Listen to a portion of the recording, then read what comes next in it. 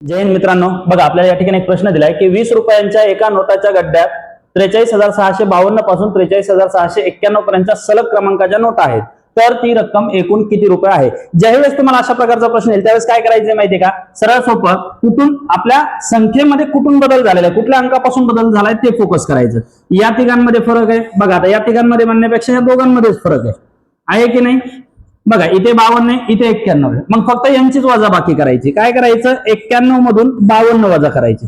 आता 91 मधून 52 वजा केले तर 9 मधून आता 1 मधून 2 जात नाहीत, मग आपण काय करू, 1 ला हातचा घेऊ कोणाकडून, 9 कडून।